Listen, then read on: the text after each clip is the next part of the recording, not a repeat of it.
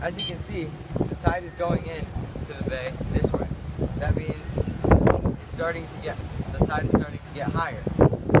Not very long, it will be at its highest.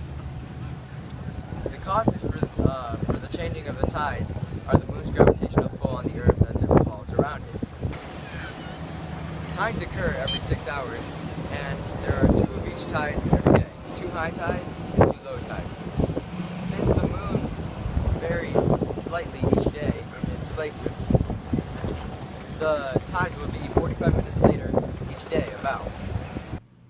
The way this works is the moon's gravitational pull pulls onto the Earth, causing the water to kind of go like that, making one side high tide and the other side high tide, and the middle parts low tide on each side of the Earth, the top and the bottom low tide, and the left side and right side high tide.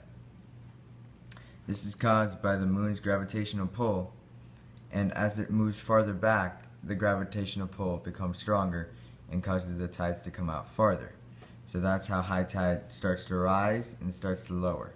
It goes from that and then starts to rise and then starts to lower, like that. The Earth doesn't actually move, it's just the tides.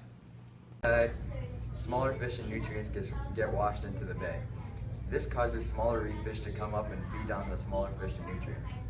This in favor causes larger reef fish to come and feed on the smaller reef fish. That blue figure down by the rocks is a parrotfish, one of the many fish that surface on high tide. Low tide, the water's edge and all the rocks with it get exposed.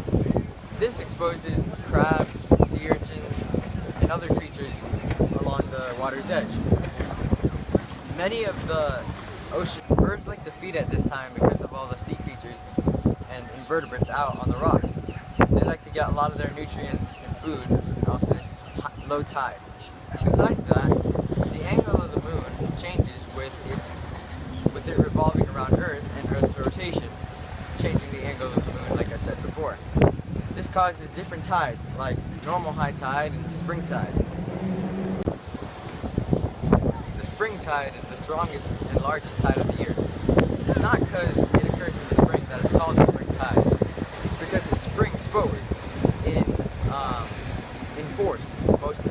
This is because of the moon's angle and the Earth's rotation. The moon revolves around Earth, like I said before, and its angle can change from day to day.